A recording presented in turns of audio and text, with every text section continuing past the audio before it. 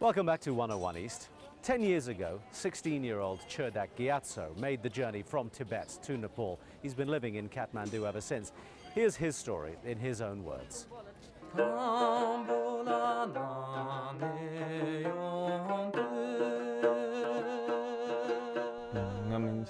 My name is Churdak Gyatso. I'm 26 years old. As a singer born in Tibet, my songs are for Tibetans. That's how we connect.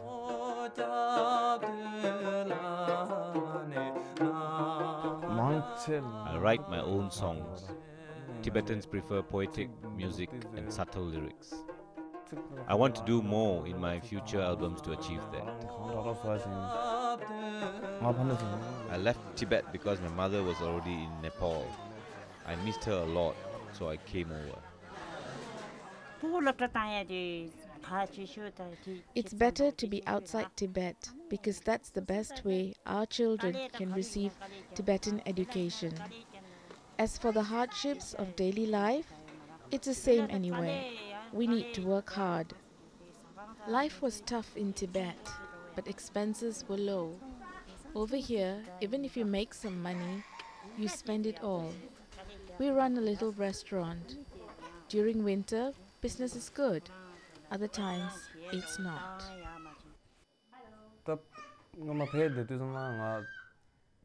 My family used to be nomadic farmers. I wasn't aware of the world outside. It felt so different when I was exposed to it. I never knew about the different types of people and places out there. I had never heard so many languages. My name is Pema Siki and I am 26 years old. I was in India and I met Churdak and we get married and I came here. It's very important to keep Tibetan culture because as a Tibetan we have to show different from other countries. It's very hard to keep Tibetan culture outside. We have to keep talking in Tibetan language and wearing Tibetan traditional dress.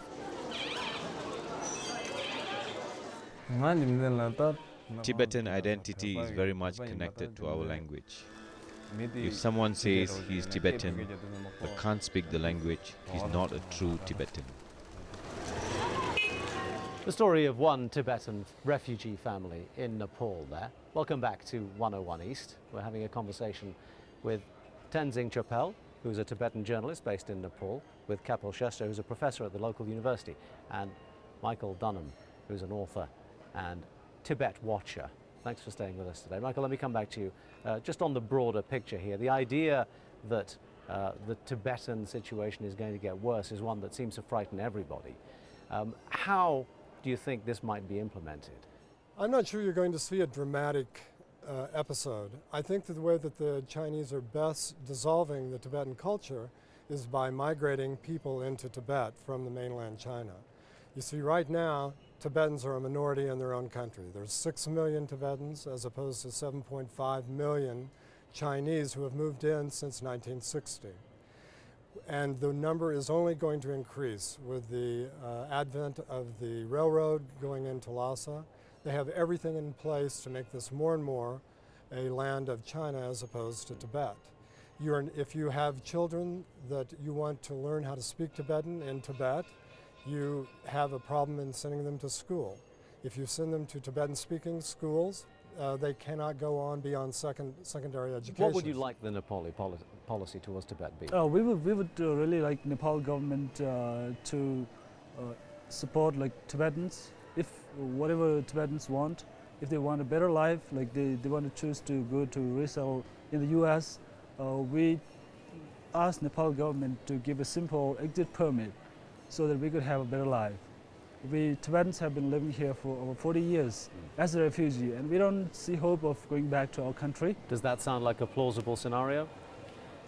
Well, you see, another thing that Nepal has not ratified Geneva Convention related to refugees. If Nepal had ratified this Geneva Convention, then the problems could have been solved. The refugees in Nepal would have felt more secure, and then Nepalese government could have good excuse, a good policy a good anchor to develop a policy towards China. The thing is that India, it seems, still does have much more of an influence over Nepal than China does.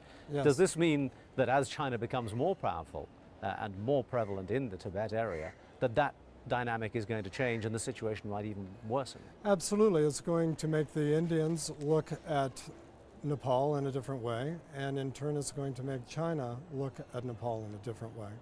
I think the one thing that should happen in Nepal is to take the criminality of being a Tibetan refugee. One of the things that has to be reinstated is a welfare office so that it becomes a legitimate process. It's going to go on anyway, and there's no point in allowing the Chinese to regard it as a criminal activity. Okay. The one thing I'd like to say is that the Chinese do not recognize the term Tibetan refugee. The people who are escaping from Tibet are criminals. Is there a sense that in Nepal that they recognize that as an issue? Yes, it does, but these people in the power doesn't have courage to acknowledge that. But so last month, you see, we had interaction with Nepali government people.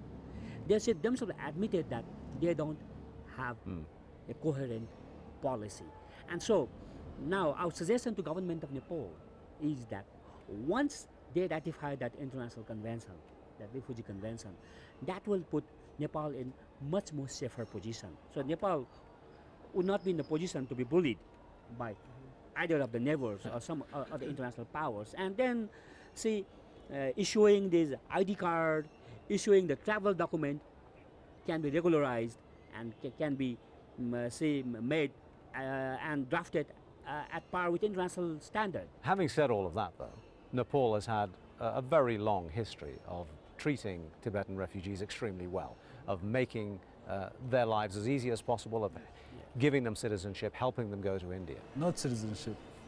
In the past? Yeah, in the past it was only a specific case about the Mustang guerrillas who surrendered to Nepal. We have a group of people who surrendered to Nepal. Those were given like Nepali, integrated into Nepali society. And but have you no faith that in the future the essential goodness that the Nepali people have shown to the Tibetans will continue?